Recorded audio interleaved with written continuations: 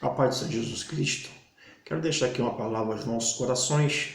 Êxodo capítulo 40 e o versículo de número 6. Diz assim: Porás também o altar do holocausto diante da porta do tabernáculo, da tenda da congregação.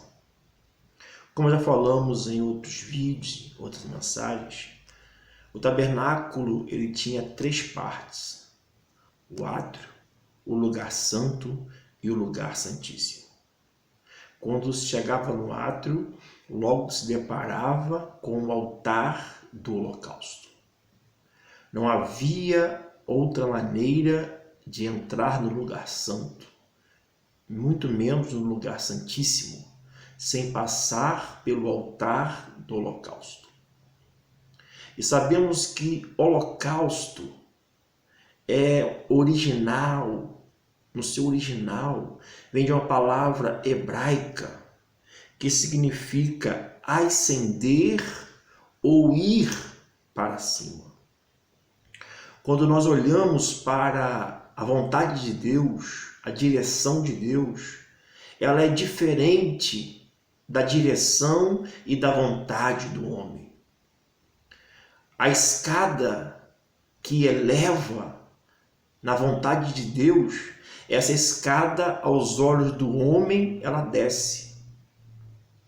Essa escada aos olhos do homem, ela está descendo, porque ela requer humilhação.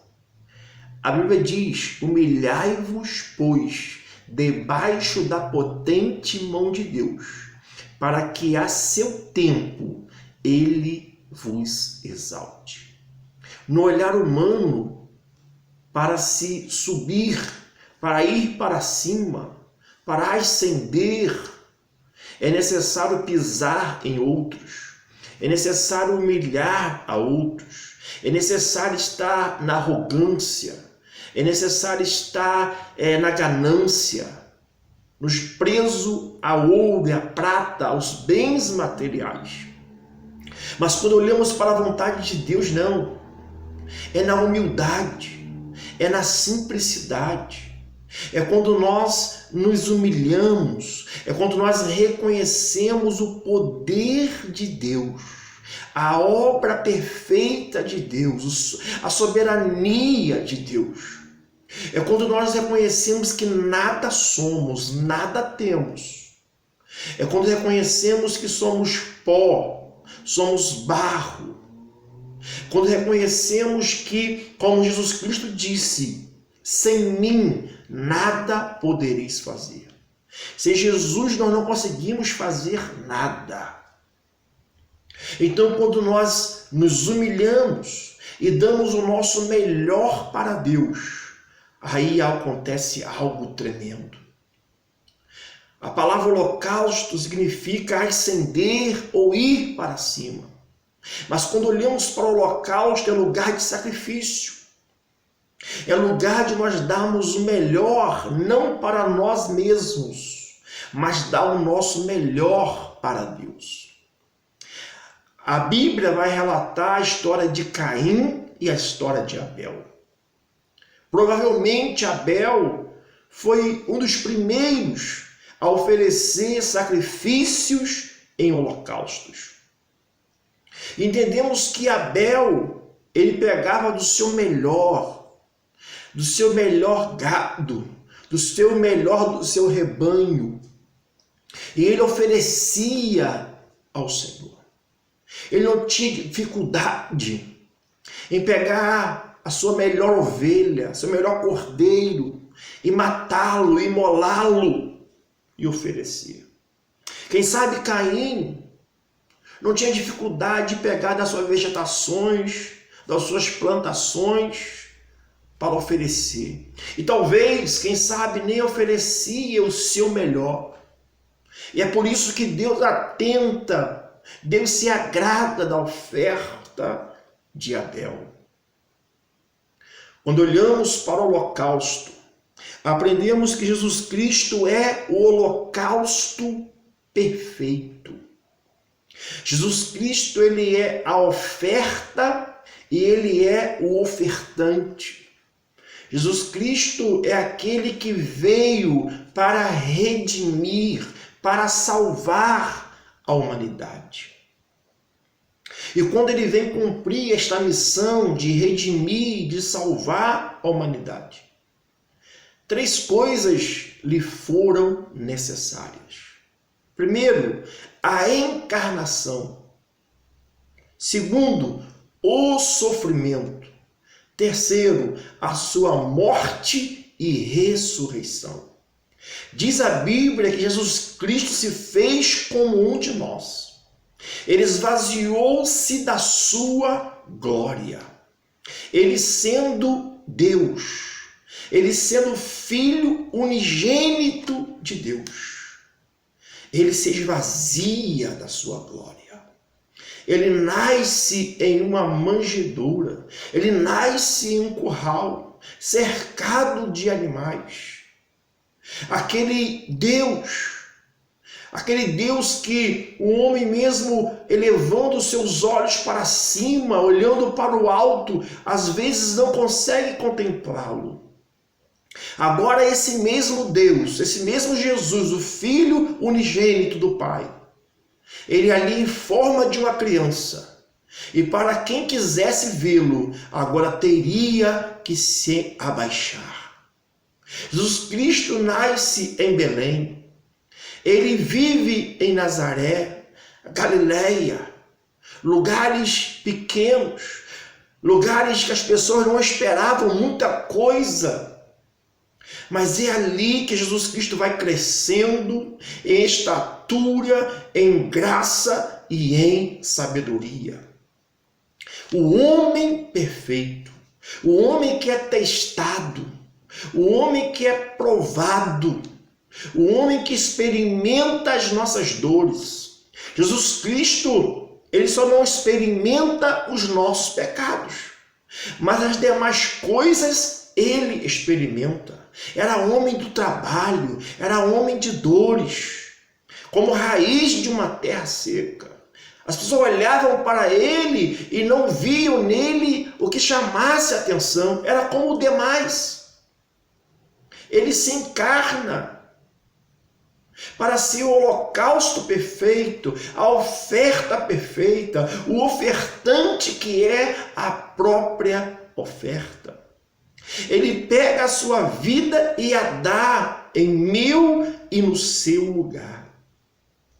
E nós precisamos valorizar isto. Precisamos observar isto. A segunda coisa, o sofrimento de Jesus Cristo. Jesus Cristo, ele tem um ministério terreno de 3 anos e meio. O seu ministério terreno de 3 anos e meio se divide em 3 partes. Na inauguração, quando ele inaugura o seu ministério, quando ele começa a chamar os 12 apóstolos, os 12 primeiros discípulos, quando ele transforma a água em vinho, ali começa a sua popularidade. A segunda fase é a sua popularidade. Quiseram fazê-lo rei. Mas na terceira e última parte veio a rejeição, veio o sofrimento, veio os fariseus, vieram os religiosos daquela época tentá-lo para pegá-lo em alguma fala, em alguma atitude, para que pudesse condená-lo. Jesus Cristo ele passa por um grande sofrimento, a morte e morte de cruz. Uma coroa de espinho, cravos nas mãos e nos pés, seu lado furado por uma lança. Lhe ofereceram fel e vinagre. Como sofreu Jesus? Foi sepultado, mas ao 3º dia ele ressuscitou e está vivo, e vivo para todo o sempre. Aleluia. O sangue daqueles animais que eram oferecidos naqueles holocaustos, lá no Antigo Testamento, Era um sangue que cobriam o pecado. Mas agora João Batista, ele vai dizer para mim e para você: eis aí o Cordeiro de Deus, que tira o pecado do mundo. Jesus Cristo, o holocausto perfeito, o Cordeiro perfeito, o sacrifício perfeito, pagou o preço uma única vez. E todos nós, hoje, ainda podemos desfrutar dos efeitos deste sacrifício.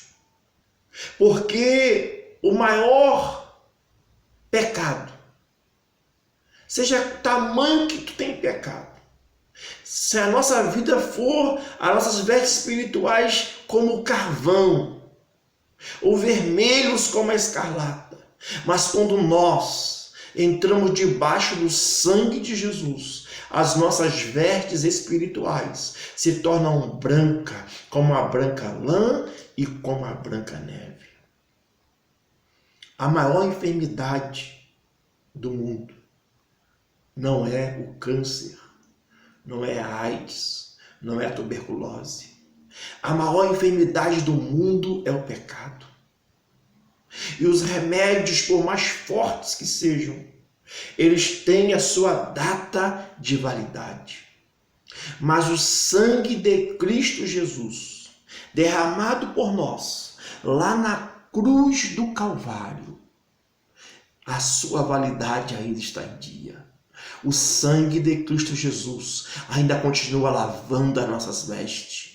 Através do sangue de Cristo Jesus e do sacrifício de Cristo Jesus, nós continuamos a ter os nossos pecados perdoados. Tem perdão para a tua vida. Tem perdão para você. Jesus Cristo, ele morre, é sepultado, ele ressuscita, ele dá ordem aos discípulos para que ficassem em Jerusalém, até que do alto fossem revestidos de poder. Sabemos que naqueles altares, logo após ser consumida a oferta, ser queimada a oferta, restavam ali cinzas. Ali, para se trabalhar naquele altar do holocausto, teria que ter algumas ferramentas. Teria que ter algumas peças. E havia 5 peças no altar do holocausto. Havia o cinzeiro, havia as pás, havia as bacias, havia os garfos e também havia os braseiros. E quando Jesus Cristo, ele dá ordem aos discípulos para que ficassem em Jerusalém até que do alto fossem revestidos de poder. Eu prego que a igreja de Cristo Jesus, ela nasceu de direito lá na cruz do Calvário. E ela nasceu de fato lá no Pentecostes. E o Senhor Jesus Cristo, lá em Marcos, eu vou ler para que possamos acompanhar aquilo que Deus tem para falar contigo e comigo nesse momento. A palavra de Deus lá em Marcos, no capítulo de número 16. Marcos capítulo 16, o versículo 17 e o versículo 18. E estes sinais seguirão aos que crerem. Em meu nome expulsarão demônios, falarão novas línguas, pegarão nas serpentes, e se beberem alguma coisa mortífera, não lhes fará dano algum. E imporão as mãos sobre os enfermos, e os curarão. Então temos aqui essas 5 peças. Assim como lá no altar do holocausto, logo após o sacrifício, durante o sacrifício, se usava essas peças, a igreja do Senhor Jesus, a igreja do Deus vivo, ela também recebeu estes 5 sinais: expulsar demônios, Existem principados, potestades, existem hostes espirituais da maldade. A Bíblia vai dizer que a nossa luta não é contra a carne e nem contra o sangue, mas são contra esses seres demoníacos, satânicos, malignos. E você, nós como igreja, nós temos autoridade no nome de Jesus para repreender e ordenar que esses demônios se afastem, que eles batam em retirada, que eles saiam daqueles corpos que se encontram possessos no nome do Senhor Jesus Cristo. Você é a igreja, você recebeu esta autoridade. Esta autoridade não é só para pastor, presbítero ou diácono, ou a irmã que é a líder do círculo de oração, ou a missionária. Não, essa autoridade é para você que é membro do corpo de Cristo, que é membro da igreja. Você tem autoridade de Deus para expulsar os demônios, para falar novas línguas. É o segundo sinal, é a segunda peça desse altar do holocausto. Jesus Cristo, nesses dias, ele ainda continua batizando com o Espírito Santo. Quem sabe você que não é batizado com o Espírito Santo, enquanto você vai orar pela madrugada, enquanto você vai dobrar o seu joelho no seu quarto, na sua casa, o Senhor Jesus Cristo vai te batizar com o Espírito Santo. E sabemos que o sinal do batismo com o Espírito Santo é o falar em novas línguas. Que coisa maravilhosa! Quando podemos falar em novas línguas, quando somos cheios do Espírito Santo e há um transbordar deste Espírito. Seja cheio do Espírito Santo. Fale em outras línguas em nome do Senhor Jesus Cristo. O terceiro sinal: pegarão nas serpentes. Aleluia. O Senhor nos deu autoridade para pegar nas serpentes, para pisar na cabeça da serpente e dos escorpiões. Serpentes aqui fala no campo espiritual. Você tem autoridade de Deus para lançar longe de ti as serpentes, para pisar na cabeça da serpente, que são espirituais, principados, potestades, demônios. Luta espiritual. Escorpiões fala de luta material. Esta luta material que você está enfrentando, no nome do Senhor Jesus Cristo, você vai vencer. Você está vencendo. Você já é vencedor, porque você tem autoridade de Deus para pisar nas serpentes e nos escorpiões. Aleluia.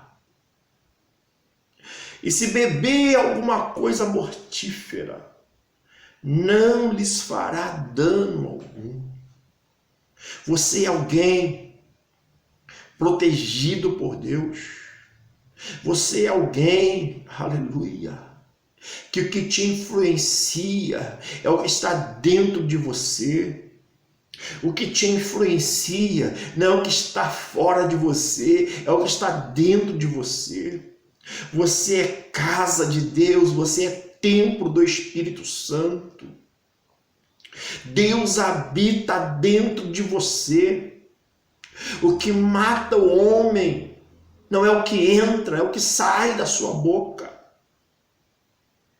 E se nós temos Deus dentro de nós, nós temos coisas boas para falar, nós temos testemunhos para pregar, nós vivemos uma vida digna diante de Deus, porque nós não somos influenciados por aquilo que está ao nosso exterior, mas do que está aqui dentro irradia e influencia ao que está aqui fora.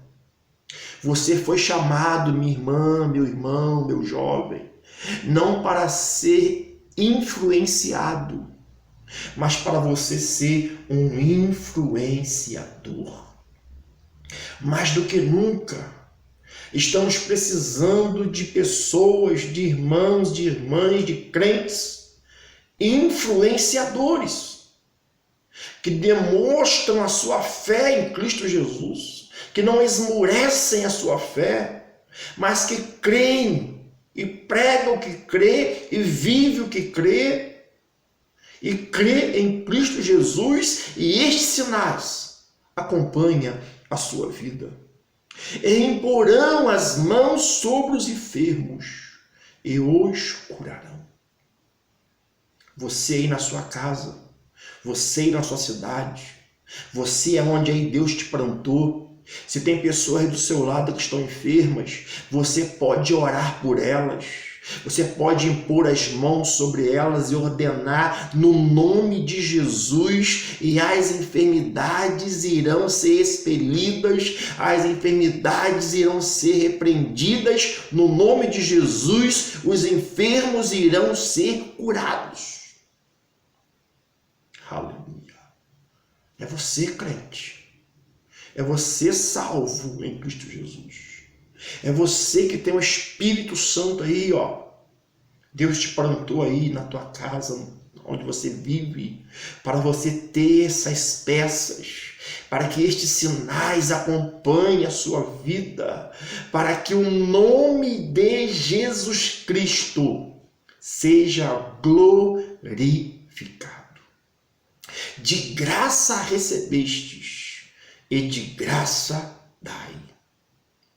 As enfermidades, elas não são expulsas por outro nome a não ser o nome de Jesus. Os demônios não são expulsos a não ser no outro nome, que é o nome de Jesus. É este nome que é sobre todo nome. É este nome onde todo joelho se dobrará e toda língua confessará que Ele é Senhor. É no nome de Jesus Cristo. Nós não repreendemos demônios nem enfermidades falando em línguas estranhas ou dando glória, não. É no nome de Jesus que nós ordenamos e eles obedecem. Que esta palavra fica guardada em teu coração.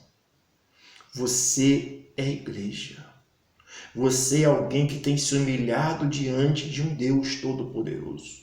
Você é alguém que tem apresentado a sua vida como sacrifício verdadeiro, como sacrifício santo e agradável a Deus.